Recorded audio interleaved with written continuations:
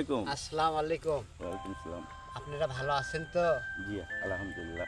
আমরা এই যে কৃষি আবাদ করি, পটল লাগাছি, আল্লাহ দিলে আবাদ ভালোই হচ্ছে। এখন পটল ধরবি, জাংলা দেবো, বাঁশ খুঁটে তৈরি করিচ্ছি, গাছ ট্রিটমেন্ট করিচ্ছি, পোকা টোকা লাগছে ওষুধটা দিচ্ছি।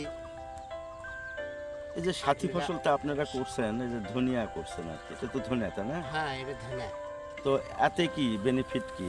এতে বেনিফিট, যদি ব্যবসা ভালো হয়, টাকা টুকু আল্লাহ দিলে ভালোই হয়, না দিলে লস। 2 টাকা 3 টাকা কেজি লিচ্ছে না, এই পরিস্থিতি হয়ে আছে। এটা পটল গাছ তাই না? হ্যাঁ, এটা পটলের গাছ। এটা কতদিন পর থেকে ফল তো আসছে দেখেছি, হ্যাঁ, ওই যে ফল আসছে পটল এখনো। পটল দেখা যাচ্ছে, এই যে পটলের কুচি কুচি। এটা আটকিবে না, এটা পড়ে যাবে। ও এটা পুরো যাবে না? হ্যাঁ, এটা পড়ে যায়, পরে জোয়ারে যখন ও বাও আসবি, জি জি। তখন এই জোয়ার আটকে যাবে। আচ্ছা আচ্ছা। তখন থেকে বেচা শুরু আল্লাহ রহমত করতে পারবো।